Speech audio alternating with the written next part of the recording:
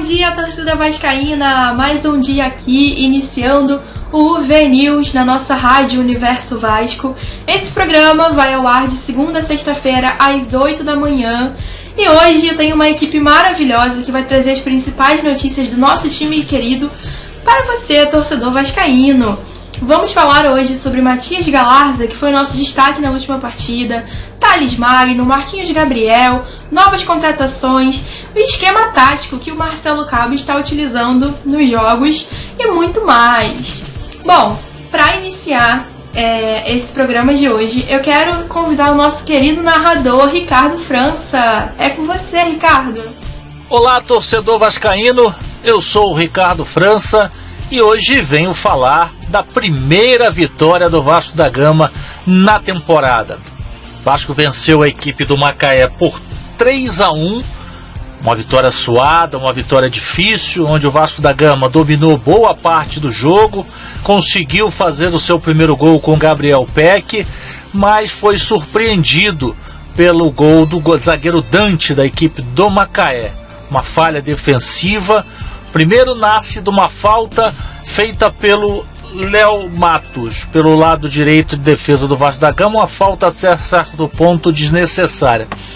A falta é cruzada para a área, a zaga corta, sai um escanteio, e desse escanteio o Dante sobe sozinho, marcado por Léo Matos, e ele consegue subir mais alto que o lateral do Vasco da Gama e empata o jogo. Léo Matos, que inclusive poderia até ter sido expulso na partida, várias faltas desproporcionais, o jogador sempre chegando atrasado, parece que anda fora de ritmo, o lateral direito da equipe do Vasco da Gama. Mas no segundo tempo o Vasco dominou, o Macaé praticamente se entrincheirou, achando que o resultado de empate seria muito bom para ele. A cera do goleiro Milton Rafael durante praticamente o segundo tempo inteiro, e o Vasco da Gama caminhava para mais um empate xoxo. A partir da entrada do Matias Galarza, que deu uma outra movimentação ao meio-campo, um volante, um segundo homem, digamos assim, de meio-campo, que encosta, pisa mais na área, ajuda mais o setor ofensivo, ele conseguiu dar uma outra dinâmica à partida. O Vasco conseguiu, através do Marquinhos Gabriel, o seu segundo gol de pênalti, e o próprio Galarza, numa batida de fora da área sensacional de perna esquerda, deu números finais à vitória do Vasco da Gama por 3-1. Com isso, Vasco da Gama subiu para a 9ª posição na competição com 5 pontos, está a 4 pontos do G4, a 4 pontos de Madureira e Fluminense, que tem 9 pontos. O Vasco da Gama agora soma 5 pontos. Nem tudo está perdido, o Vasco da Gama ainda pode sim chegar lá na parte de cima da tabela e conseguir entrar na fase semifinal do Campeonato Carioca. Mas para isso precisa melhorar. Ontem nós pegamos o Macaé, que é o último colocado, uma equipe fraca, e tivemos dificuldades.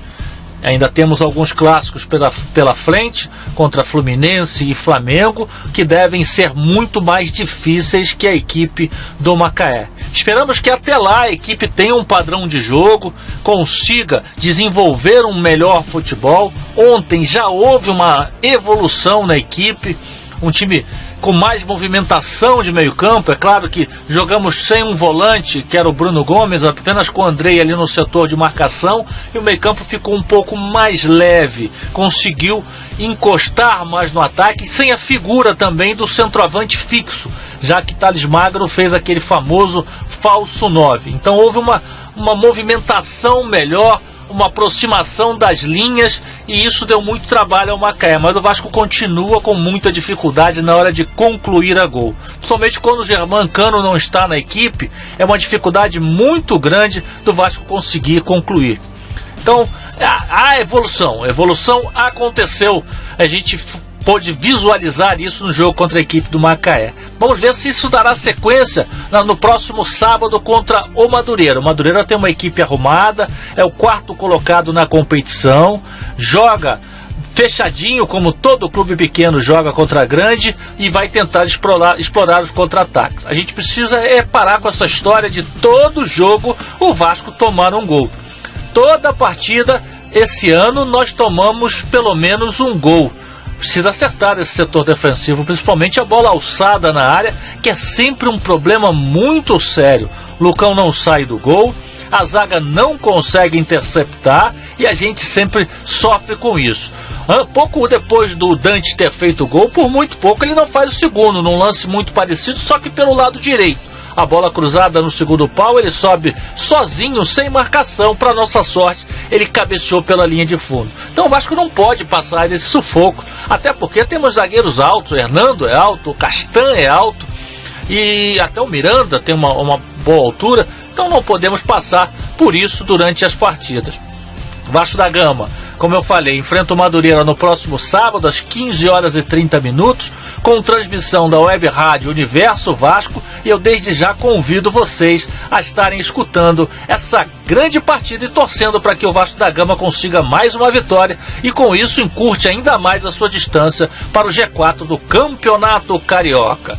Deixo aqui o meu fraterno abraço para vocês, convido-os a participar das nossas redes sociais, vá na nossa página universovasco.com.br, fique muito bem informado sobre todas as notícias que acontecem no dia a dia do Vasco da Gama. Um ótimo final de semana a todos e, se Deus quiser, com mais uma vitória do nosso Vascão. Até a próxima! Você já visitou o nosso site? universovasco.com.br. Tudo o que acontece no Vasco da Gama está lá. Fique super bem informado acessando universovasco.com.br. Universo Vasco, a voz do torcedor vascaíno. Isso aí! E agora, a nossa querida Rebeca Azevedo vai trazer as informações sobre a nossa joia, Matias Galarza.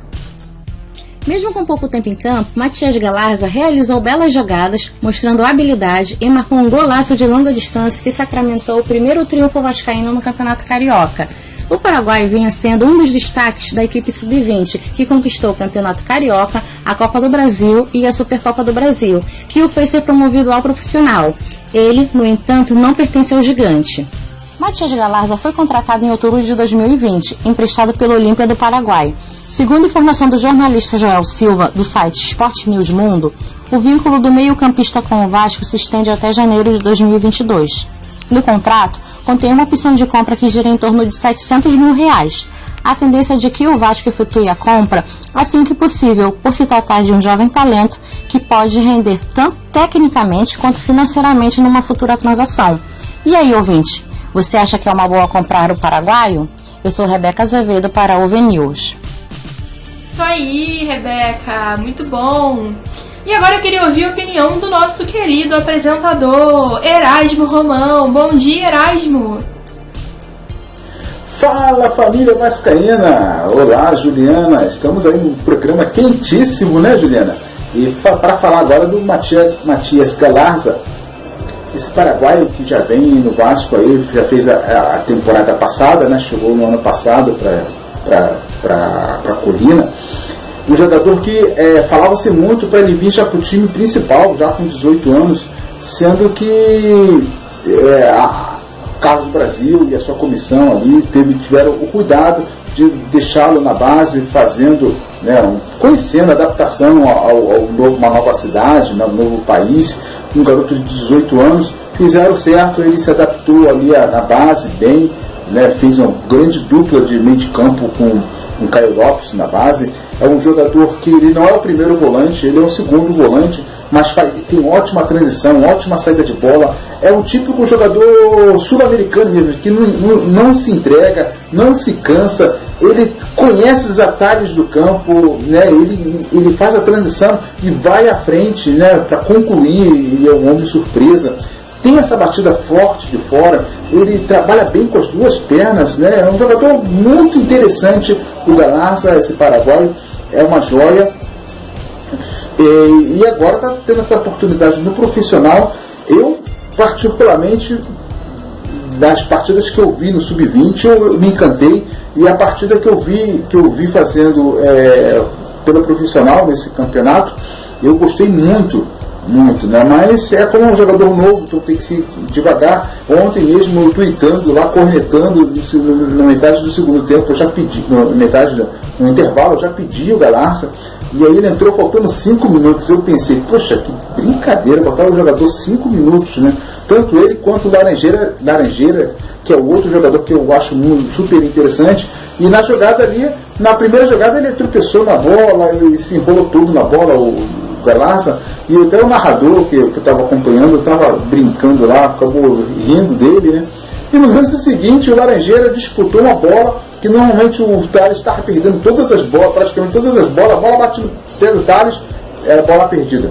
E o Laranjeira, naquela disputa ali com o lateral, ganhou a bola, veio para o Galarza e ele daquela posição ali mandou-lhe uma pancada. Era um jogador também que estava muito cotado para jogar na lateral esquerda, né? Tinha o Siston tinha algumas opções. Ele tinha a opção do MT, a opção do João Pedro, e a terceira opção dele seria o Matias Galarza, que ele joga bem por ali também. Então, mas acabou ficando o MT e o Galarza ficou aguardando uma outra oportunidade.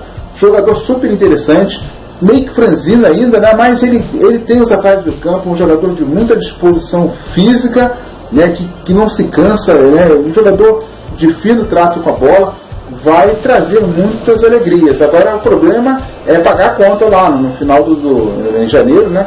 Pagar essa conta aí, porque vale a pena, vai render muitos frutos, muitos lucros, né? Se for o caso de uma futura venda, jogador assim desse tipo, né? Confirmando, jogador para a Europa. Mas vamos aguardar aí a evolução, né, do Matias Galarza. É isso aí, Ju. Essas são as notícias sobre o nosso paraguaio favorito. Universo Vasco, a voz do torcedor vascaíno. Muito bem, o Matias, ele tá se destacando muito, né? E assim, todos os jogos que ele entrou, ele jogou muito bem. Ele é uma peça fundamental pra gente nessa temporada. E eu espero que siga aí ajudando a gente, sendo titular em alguma partida. E acho que ele já tá pronto pra ser titular.